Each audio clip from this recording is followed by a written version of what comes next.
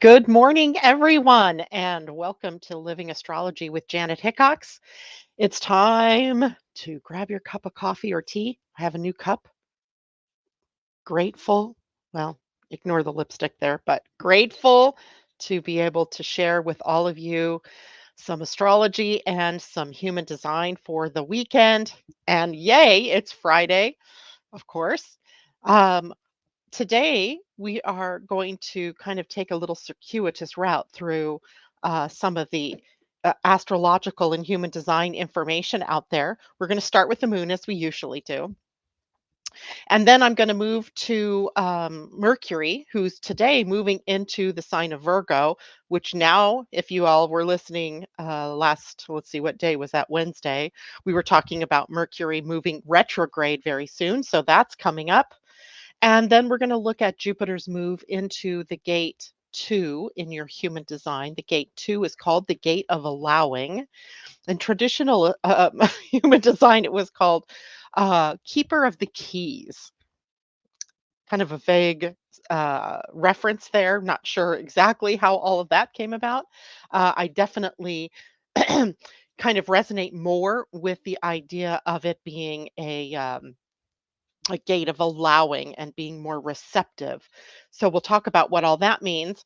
And then I want to go back to the draconic astrology that we started talking about. And one of the people that had volunteered to do their chart, Christine, who I see out there, good morning, Christine, um, volunteered and we didn't get to her. So I thought it might be fun to take one more look at a draconic chart and what we can distill just from, quick eyeball glance at her draconic and her natal chart. Maybe some glimpses into her soul purpose and life purpose that may not be all that obvious until we actually say it. And then she'll be like, oh, yeah, that's right. And as well, in the process of doing draconic charts and doing this kind of sessions, one of the things that really gets to be more important, elevated, if you will, in importance that we don't always talk about is the idea of dignity in astrology, where a planet placed in a certain sign can either be in its domicile, which means at home, or it can be in its detriment, which is opposite of its home, or it can be exalted, which is another sign where it performs magnificently. And then opposite of exalted would be in its fall. And there the planet struggles mightily. So we're going to talk a little bit about that and maybe run down some planets so you understand a little bit more about that. It is good to see people checking in this morning. Debbie Tibbetts Tumiel, hello to you. Christine, yay, I'm glad you're there since we're going to be looking at your chart. Pam Zaruba, hello. Amy D, good morning. Justice for All says, hello, everyone. I've been working, so missed a lot of podcasts. Hope all is well. I would like to get some insight with my chart. I don't know that we'll have time to do that today. Justice for All, and I cannot remember what your first name is, but we do have AstroDesign meetup coming up on August 17th, and that is still, it seems like a ways away, but there you can come free and ask your questions about astrology, human design, or anything, and get that answered. So, okay, let's dive in this morning. The moon is in the sign of Sagittarius, and it is in a trine to the sun. So the moon and the sun working well together. There's a flow established between the outer light and the inner light. There is a square, however, from the moon to Saturn and Mars. So we may initially have a little bit of a sleepy start to the day, or at some point in the day, have maybe an emotional slump. Not to worry, the moon moves quickly, and it might just be that it's time to rest, right? It might be that it's time to stop pushing or stop moving ahead so fast. So there's that later in the day. Now, in the sign of Sagittarius, the moon is all about free spiritedness, right? There's this sort of nature spirit in the moon when it's in Sagittarius. Not that it's not there at other times, but Sagittarius seems to bring out that adventurer, that exploring kind of energy, the one that goes on a quest, maybe for answers to one's life purpose, questions for the greater reason why things are happening. But then it becomes sort of the hero's journey, and the moon represents the inner processes that we go on in determining our life purpose, etc. It is also known for knowledge seeking. This is a sign that loves information, wants to research, wants to know more. So we often find Sagittarius when it's prominent in a chart. Those are the people who go looking for knowledge, right? They're looking for answers. They may go from one form of study to another. I like to call it, in my Gemini self, I call it pulling threads, where one thing leads me to look at another thing. And that's kind of a Sagittarian trait as well. Only Sagittarius can spend an entire life as the consummate student, right? The student of life, the student of learning information of all sorts and all kinds. So we have that going on as well. This is also a sign where the moon is open to life. And what I mean by that is life happens, right? We have issues, struggles, we have opportunities, we have challenges. And with the moon in Sagittarius, there's a sort of openness to being able to move through everything, having a sort of faith in the process as we go through these things. This is also a sign of people who are super friendly. So today, when you're out and about, actually today through tomorrow, yep, tomorrow we are still in this energy until 8:44 p.m. Pacific time, so close to the end of the day for most people. And this is an energy of friendliness and wanting to, create conversation, wants to jump in and help people. It's not so much humanitarian uh, thinking as it is just a need to be able to jump in and help people in a sort of spontaneous way.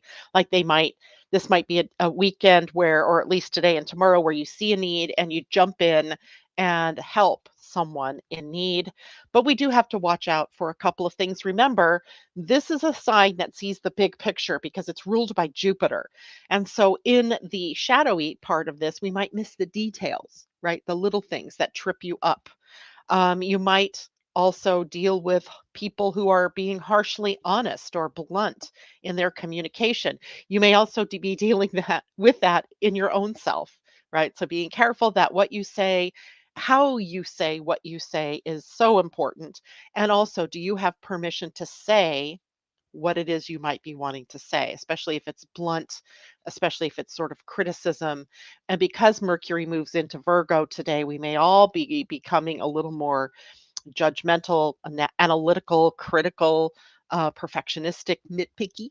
So we want to watch out for that, that we're not using the moon's energy and the potential for being able to speak to something, and using it in a way that harms people or makes them, feel bad.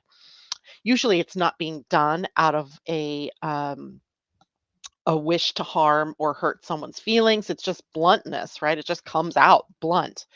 But sharing things, your criticisms, your observations, and things like that must come usually with an invitation, like someone asking for your input, right?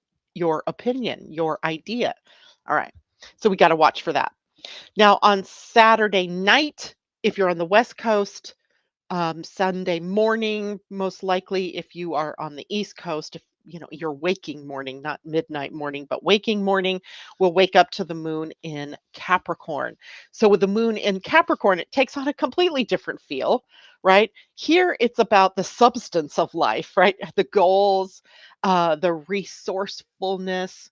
This is Saturn territory, so the moon in Saturn's territory becomes more interested in persevering and enduring, maybe even overcoming challenges or obstacles. But it starts here with an emotional connection to what it is that you want to do, and then having a clear goal or intention for moving through to get to where you want to go. There's also a, an understanding of status and authority here. The moon is our inner self. So we're really pulling in our inner authority. And from there, we can choose to leave our mark on society or on our families, making your authority your own, being mindful of what your role is. What is your purpose in life, life purpose, soul purpose, and role that you're here to play in society at large or in the world at large, if we want to look at it like that. This is also a sign for the moon to be in integrity, right? You have to be true to yourself. You have to be true to yourself first. Otherwise, you come off as inauthentic. So we may be struggling with some things like that during the weekend. This is also about recognition, right? There is, Saturn territory isn't all, stern. It does have sternness. It's not all, having these goals and due diligence and having to do the work, although all of that is a part of the Capricorn experience or of the Saturn experience. And the moon, of course, in Capricorn is in Saturn's territory, but it is also about doing what you love, from being true to yourself, from setting goals and moving out toward taking action, you gain recognition. So, Saturn here can be the bestower of karma on one hand for not doing what you need to be doing, but also recognition when you stand up and be counted and you do your work or your due diligence. It's about being responsible, right? Committed to something. Maybe it's just committed to being your true self, right? That would be perfect too. It might be committed to helping others. It could be commitment to your family. Whatever it is, there's commitment and responsibility, but appropriate responsibility, right? You're not a you can't take over other people's lives from a sense of responsibility here, but certainly you can be able, right? Being responsible, not using the moon's emotional energy to react to things, but instead to respond to what is happening. But also, there's a maturity thing here. Like everything matures in its time. If you look at your own life and the way that you work through challenges and things like that in your life, the way you did it in your 20s is different than the way that you might have done it in your 30s, 40s, and different, as we get older, we mature. So the moon in Capricorn, every round, if you will, of the moon in Capricorn, which is at least once a month, gives us an opportunity to deal with the issues in our lives, with the people in our lives in a more mature way. Maturity. Over time, we get more wisdom, wiser about how we work in our lives. We do have to watch out for a couple of things because Saturn here makes it possible that we could get too serious, right? Too much of the work and not enough fun. We might end up being authoritative and not just being our own authority. We could get rigid, right? Have rigid ideas, be closed minded, and not be open to innovation or seeing things from other people's perspectives. And of course, that leads to shutting down rather than expanding the experience of the moon going through those different signs. So there's that, right? The weekend itself. Now, the transits of the planets with this, the only ones that really get to me are the squares because those are sometimes harder to deal with. And so today we have the square of the moon in Sagittarius to Saturn and then to Mars. So today may be a little wobbly as we try to take in that Sagittarius energy. When we get to Saturday, the moon ends up in a square to Pisces or to Neptune in Pisces. So we may struggle a little bit for spiritual equanimity, if you will. I wouldn't be unbelieving if people told me they had odd dreams coming out of Friday night and into Saturday. But there's a really good trine to both Venus and to Mercury on Saturday, making it possible for us to communicate and love one another despite other things that are going on around us.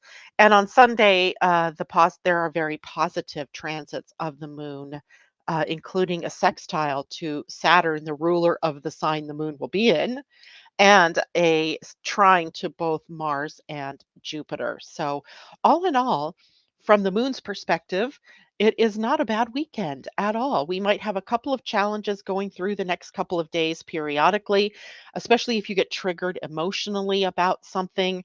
And I kind of expect that in my own life this weekend as I am leaving tomorrow morning to head over the mountains to visit my sister who is deteriorating day by day, mentally and with no apparent help in sight. They tried to get her over on this side of the mountains to the University of Washington, where all of the renowned neuroscientists and neurologists are, but it's at least 3 weeks or so before they can get her over here. So we're crossing our fingers. Please, good thoughts. Send healing energy to my sister Edie over in Eastern Washington. So I expect some emotional things here, and it's all right.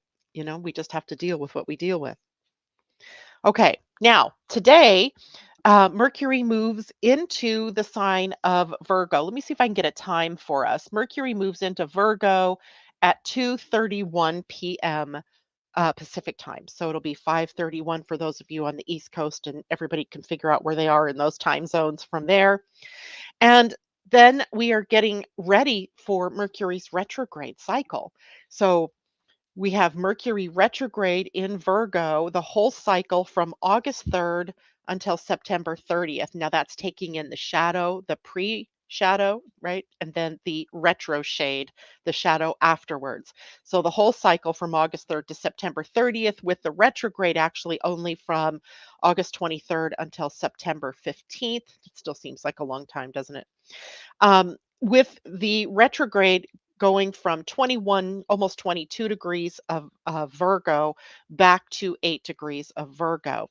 So we are not quite in the shadow yet, but like today's the 28th and August 3rd is just next Thursday. So we're close to the shadow. But Mercury moving into the sign where he will spend his retrograde gives us some clues as to what kinds of things may be happening for us over the next couple of months, or actually, yeah, from August 3rd until September 30th. So that's darn near 2 full months of Mercury in Virgo. Now, transiting Mercury in Virgo is in its rulership, right? Mercury is at home in Virgo. So as we later talk about domicile, domicile means home. Mercury is at home in both Gemini and in Virgo. So, transiting Mercury in Virgo is a time when there's a lot of communication, when our thinking and our speaking becomes more precise, right? We are more particular in how we choose words. We may become more analytical. And in my case, it should be so helpful to become more detail oriented. So we may be all of us, because this is a transit, may become some of these things. Now, Mercury is a planet that rules the mind, and Virgo is the sign of service, efficiency, practicality. It is an earth sign. So when Mercury moves through the sign of Virgo, we tend to focus more on solving problems. Problem solving becomes maybe easier than it is at other times because we can maybe organize our thoughts better and express ourselves more clearly and more accurately. The details and the analytical sides of ourselves get highlighted. So, this transit can totally help us improve our skills, to take new information that we've learned and to apply that, to also refine our ideas of what it is that we want to do. Now, there's a couple of things we have to watch out for as well as in any sign, right? We're going to have the high and we're going to have the not so high. And with Mercury in Virgo, we can become more critical, and I mean like hypercritical, and of ourselves, but also of others, which can lead us to be nitpicky, being a perfectionist, And, judgmental is also a part of that. And, a lot of times we're judging ourselves, but also we might find we get a little more nitpicky with those around us. Now, I want you to also look at your own astrology chart and find out what house, which is equal to saying what area of your life Virgo is in, because that's the area where things may be challenging around all things to do with the mind, communication, and Virgo issues like that nitpickiness, perfectionism, analytical criticism, all of that. So, for example, in my own personal chart, that happens in the third house of the mind and communication. I expect I'm going to be pretty on spot being able to speak, especially after Mercury moves retrograde. I may have a mind that works more clearly because the third house is the place of the mind. In the chart that is today, right? Just looking at today's energy, Virgo would be on the 10th house, or excuse me, the 11th house. And the 11th house is about friends and our connections with others. So, our networks, our social media. So, I would expect if Mercury was transiting your 11th house, you might become more activated in talking with others or building group relationships. But also, that's a house of humanitarianism. And that looks like it would be a good match for Virgo energy, matching the altruism, the I want to help and be of service to the humanitarian 11th house. So, looking at the house can really help you figure out where it is that you can be of service, where it is you might become more judgmental. Or be more subject to information and so forth. Um, Treat yourself. Julie, hello. She says 11th house. That's her Virgo, right? Her Virgo is there. That's not by chance. Perhaps you needed to hear this. And that's perfect. And Christine, thank you so much. I really appreciate that. And Julie, thank you. And Pam, everybody, thank you so much for those good thoughts. So now, remember to watch out for being too harsh or judgmental with Mercury in Virgo. I can almost hear myself beating myself up for not thinking of that or not saying that or going back later and go, "Ay, why didn't I say it that way?" So remember to balance, right? Balance the logical, mental processes with compassion for yourself and others and for empathy. Understand everybody is moving through this at this point in time or will be at this point in time. And let's see if I have August. Where did I put August? I want to see how. Oh, no, we already know September 30th before we get clear of Mercury in Virgo energy. So it'll be a while, right? During the retrograde, you may, if you haven't been able to use the energy of this appropriately, you may have to do some fixing in your relationship. So if you've said things that you shouldn't have said, you may also find that you're going backwards to be able to, use your logical mind in a different way, maybe applying more love and empathy to things that maybe you said before. Um, oh, oh no. Oh no, no, no, no, no, no, no, no. I'm so sorry to do this. My sister just had a massive stroke.